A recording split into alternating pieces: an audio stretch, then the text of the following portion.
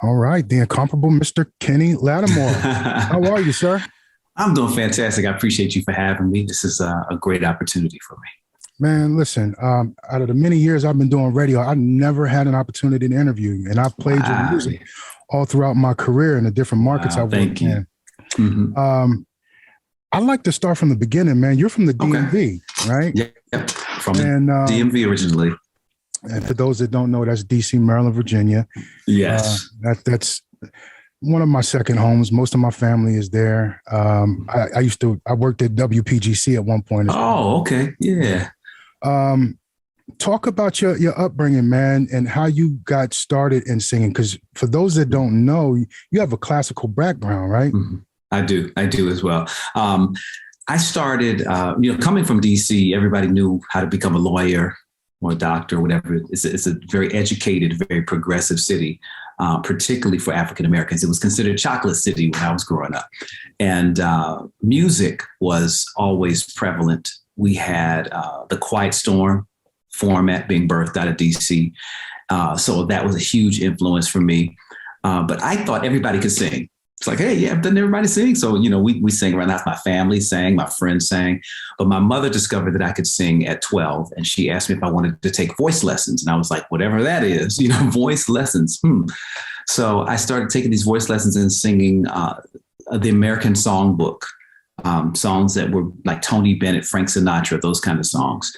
And from there, I grew just in terms of who I was as a person, because I was this deathly shy kid, very quiet. I'm still quiet for the most part, but I was deathly shy. But music really kind of saved my life and brought me to another place of expression where I could truly become who I am.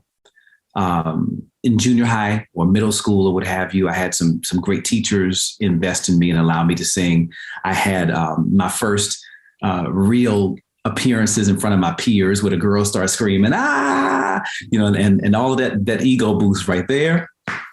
I was like, wait a minute, there is something to this. Maybe I do have something that's a little different, because I didn't necessarily believe it right away.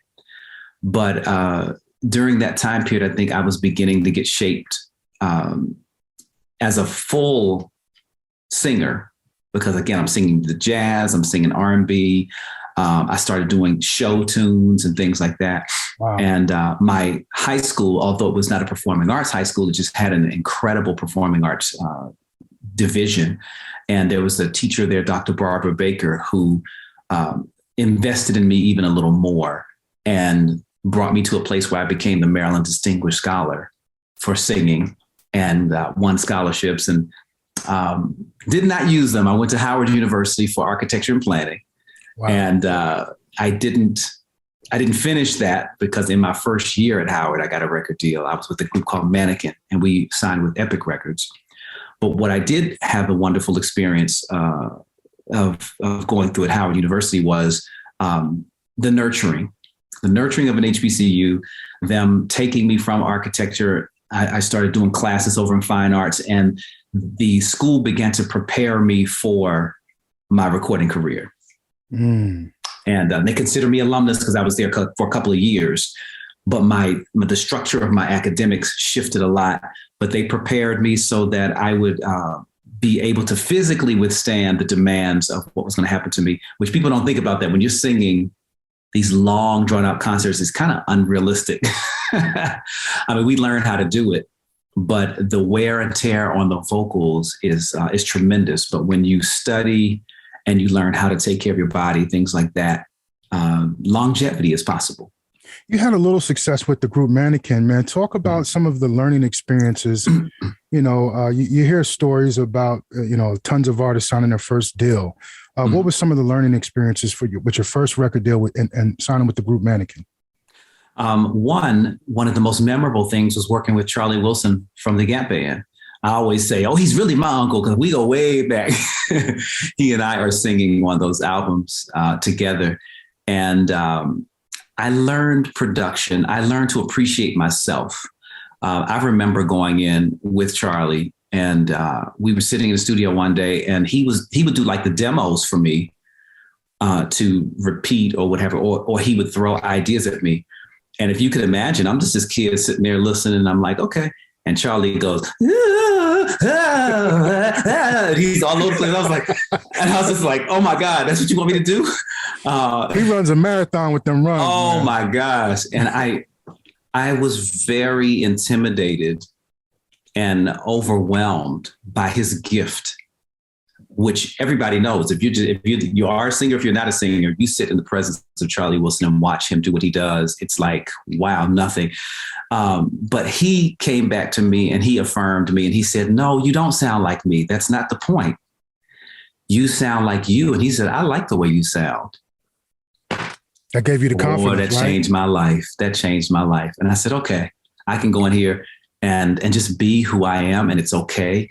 That was a major turning point for me in accepting my own gift.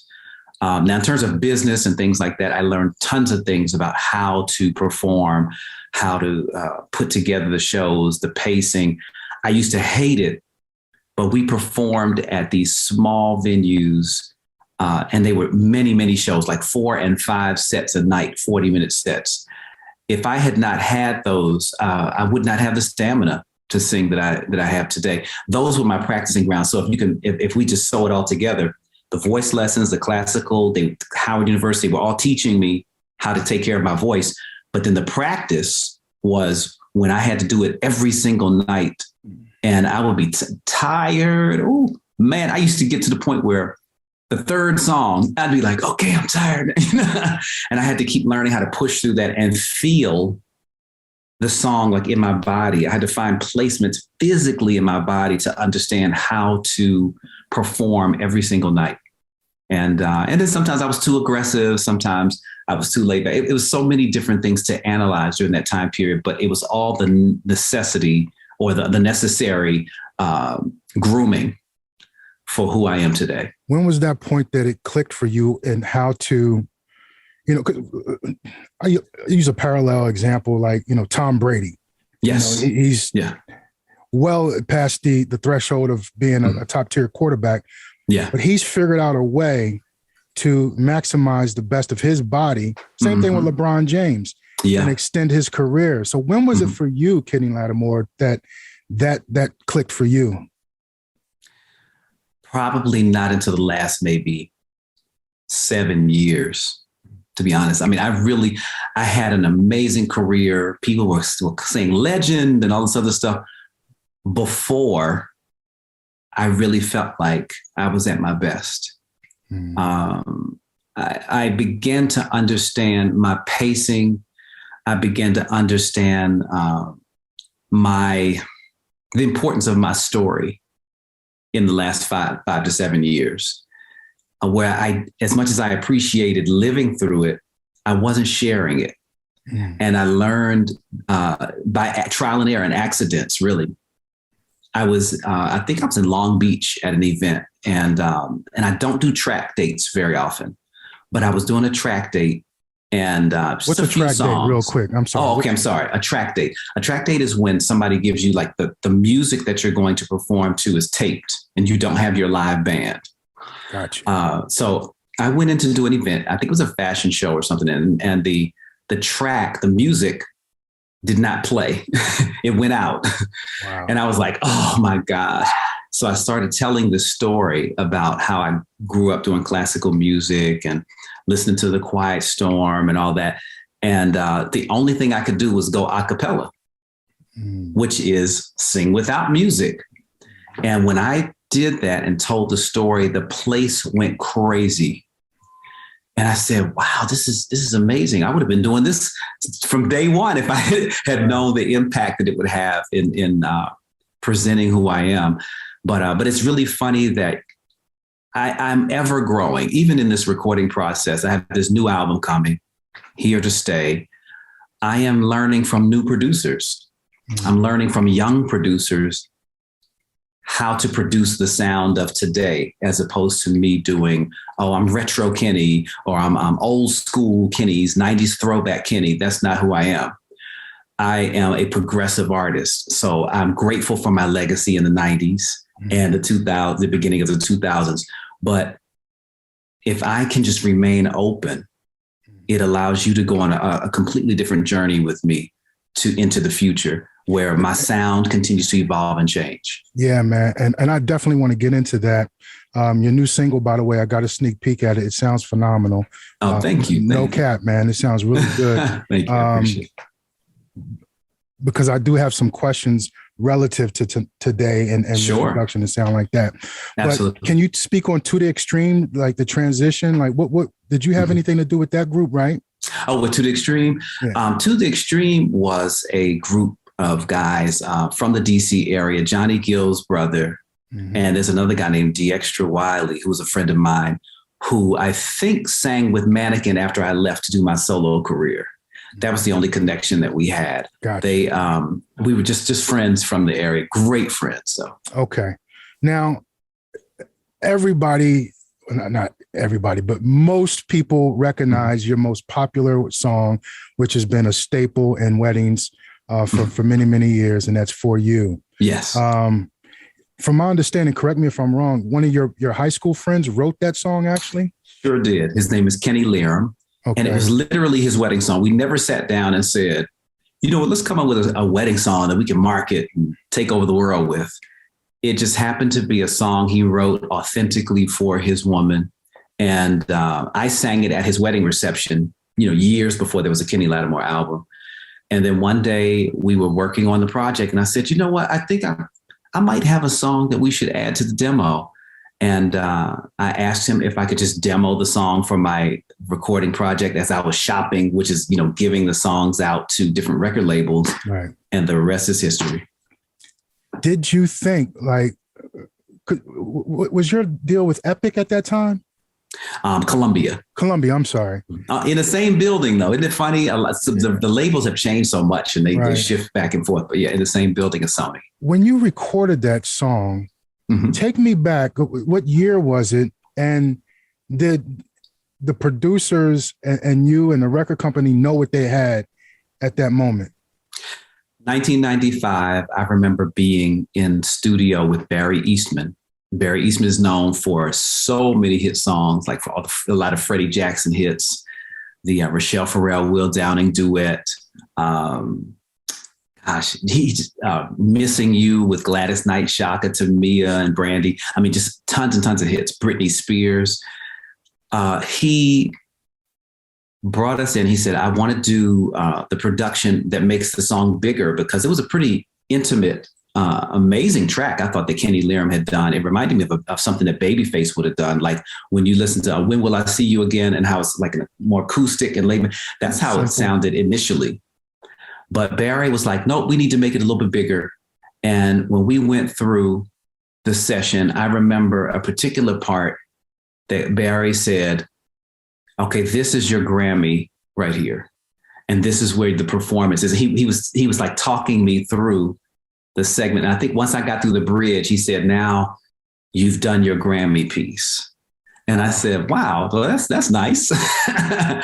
And he just encouraged me so much during that time period. I still don't think that we knew anything. I thought, well, that's nice. He's encouraging me, but he's just saying that, which is good. And I know he means it, but there were so many other steps, so many other things that would have to take place for me to actually be honored with a nomination.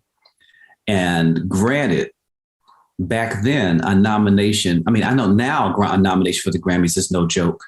But back then, right, when you had Prince and Michael Jackson and Luther and everybody was still here, and they were doing their thing, and you had to compete in that space, it was a whole different trip. Now, they always say hindsight is 2020. Mm-hmm. During the time when you're performing the song, it's getting heavy play on the radio. Mm-hmm. I'm sure you were in the moment, and it was a lot was a blur. Yeah. When was it for you that you like, what, this song will sustain my career? Did it click for you? Wow. When did that happen? Good question. I don't know that I ever had a moment where I took it in like that. I remember driving through Florida one year doing a performance. So I can't remember. Maybe I was just on a radio tour and we were promoting. And I found out that For You had been released, because back then you would prepare the song and you put everything together, but the promotion team would take it out there and do whatever. And it wasn't like now, the way the technology is, you kind of know this is when it's coming out. This is what's going to happen. This is going to play it first. So much information, but it wasn't like that back then. You kind of went on about your business, and you continued to sing and do shows. And one day I was going through Florida and we got a phone call, and it was, your song is a hit. And I was like, my song is a hit? What? Oh, they're talking about For You? And they were like, yes, this is what's happening. And they started showing us talking about the radio airplay and how it had been embraced. In addition to that, I remember getting a telegram from Columbia Records when I got the Grammy nomination. All those things were happening, but I don't know that I ever took it in and said, I'm going to have a career because of it. I just knew that I was trying to accept the fact that, I have a real hit song out there. Now, Never Too Busy was a hit, right? But it wasn't received in the same manner. It was something just that was different about this song and how people were reacting to it. It's a timeless classic. Timeless classic. They did a great job. Oh my gosh. It's a ribbon in the sky. It's there's certain songs that just defy space and time. Yeah. And you have that on your hands, my brother. Man. Congratulations on that, man. Thank you so much. I truly mean it, because I got to ask you too, man. I'm just curious. And you hear artists talk about this all the time, but do you ever get tired of performing that song? I probably went through that phase. I've probably done one of these. Okay. I remember in like 3 years into performing it exactly like the record. Again, I was stumbling over things, trying to just figure out what I was supposed to do, because when I came out, two things were happening. I was learning as a classical singer. You go in, you're always singing what's written on the paper, and you are singing each note. And it's almost like, I have to hit that, that high A or whatever the note is that you want to get to. And I approached my performances like that. And in R&B and soul music, gospel, all that, that's not really the way that music is approached. It's approached from the soul. It's expressive and in the moment, and it's and you should be free. So that's one thing. So when I got to the third year, somewhere around 98, I remember changing the whole arrangement.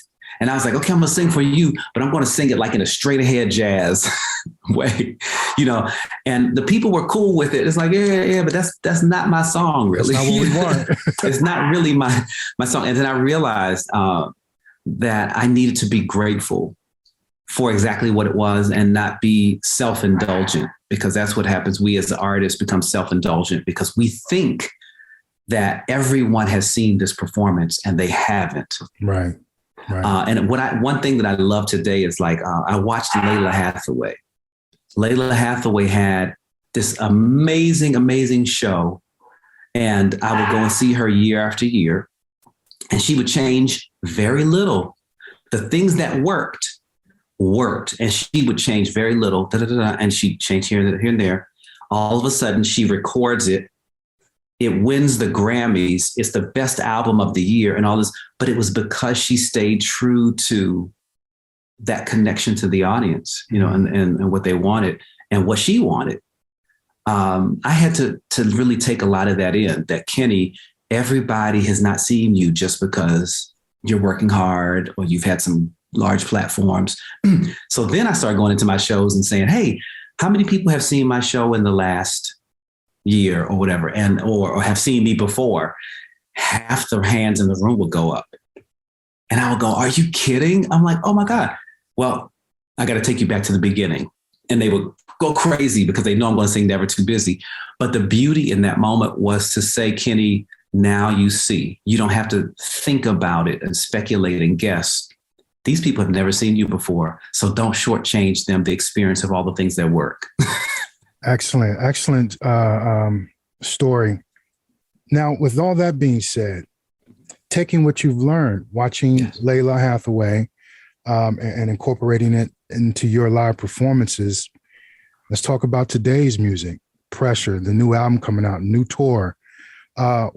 What have you taken from those lessons and applied to this new music that the world is about to hear? Wow. I had to make sure I was surrounding myself with people that had the same vision that I had, but at the same time, people that would challenge me as I went to the future. So there's a young man, Drakkar Madison Wesley, we call him Madison as an artist, and a brilliant artist, producer, writer. He worked on my song. We first started working together when he did Love Me Back from my Anatomy of a Love Song album. And he did another song on there called Heart Stops. Then he did a song on my Christmas album. Then he did Vulnerable, most of the songs on Vulnerable. And he did Be Here for Boney James. I mean, everything. I started taking this kid everywhere with me because I was like, you're helping me to create a new sound in what I do that people are enjoying and that I'm enjoying performing too, because people sing differently now. And I don't know if it's because of the way that the audiences have responded, but the younger crowd, they like their runs. They love some runs. But in terms of vibrato and textures, this is a generation that is not into the textures of voice as much. That's the only way I could describe it. So that makes sense, though. I don't know. That makes sense. I've never heard nobody. You know what I'm saying? Absolutely. So as a result, kind of. I'm sorry. The same. No. It's kind of, it's a similar flow. Yeah. And people they're almost more impressed by, this person can do the same thing that this person does, as opposed to this person sounds completely different in their original. And that might be changing, but we've gone through the last 10 to 15 years of people, beautiful runs again. If you can do a ton of runs, you can sing because of vocal control. And we understand that. And the soul can be in it, all of that. Tone is important though now.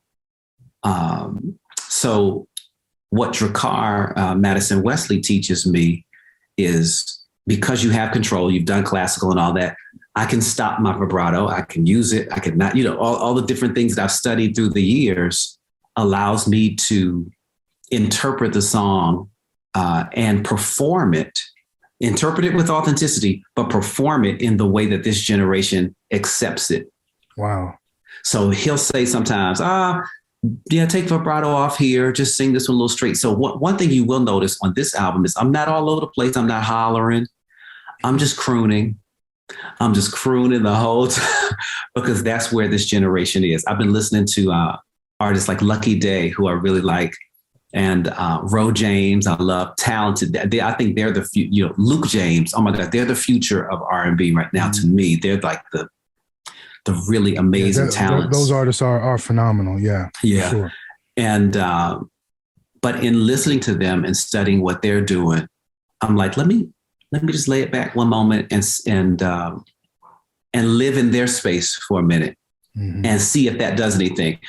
So I'm not afraid to be experimental still. Now, Here to Stay starts out very traditional.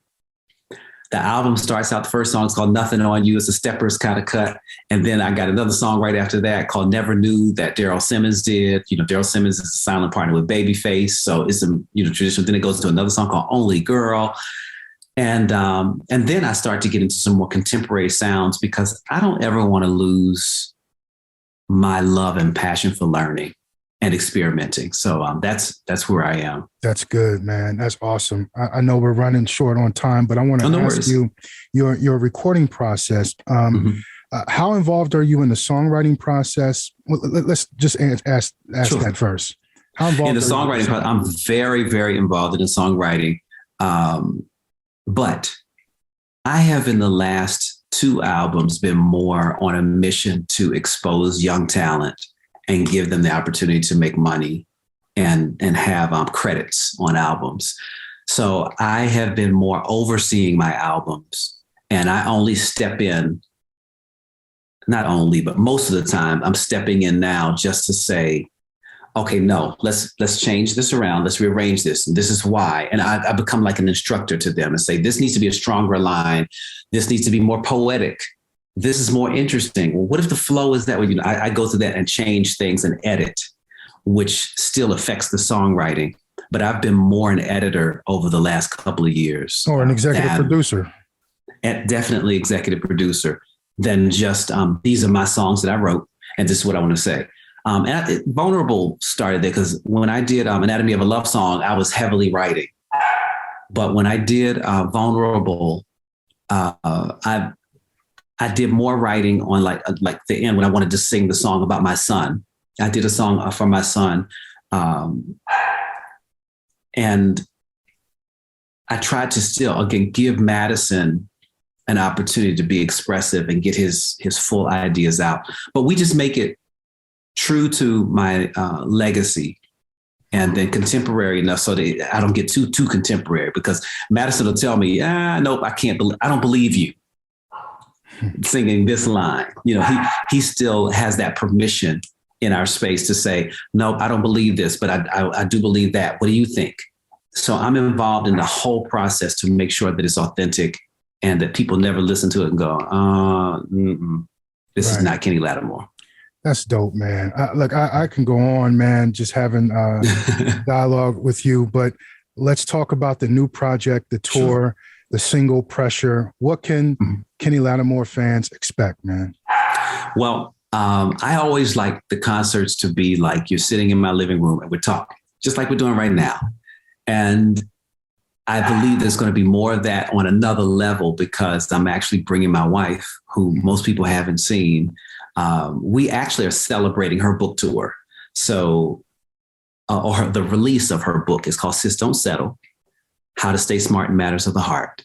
So we have her in the relationship space talking about, how to be a valued person, how to make good decisions. And then you have me at the end of the night doing my concert with my band, everything, kind of sealing everything with just those love songs. So we're going to do that for 7 cities. It's only 7 cities. Will you be involved with the conversation with your wife? Possibly, if she invites me in. Sometimes ladies can talk and it can be, whoa, it can now, be like who is really your wife? heavy. She's pretty, she has some Oh, I'm so variety. sorry. My wife is, you know her as Judge Faith from Divorce Court. Right. And she also has a new show called Relationship Killer that's going to be on Oxygen in the coming year as well. But Judge Faith, being the presiding judge over Divorce Court, she has had to give some serious relationship advice to hundreds and hundreds of people during the course of the television show. So she's going to bring some of that knowledge and her own personal experiences too, as well, to the stage. So this is a really special time. You don't get to see judges like that. I mean, right. You don't see Judge Judy or Mathis or maybe on the road, necessarily. So we decided to make every event very special and intimate. I think the closest to you would be Chicago, where we'll be. So, if you're feeling it, y'all, if any guys are listening to this might be an amazing, amazing date getaway with you and your wife or you and your girl or whoever is special to you. And because I don't know that people will see this again. After we finish these 7 cities, I will continue to go on and perform and do the rest of my touring and promotion. But to see us together, I thought was also a great way, particularly coming in after the pandemic and not being around. A lot of people really were so celebratory about our wedding and our marriage. This is a way for us to come and see you because people don't get to see us together before we start going back into our regular schedule. Schedule release date for the album? November the 12th. November the 12th.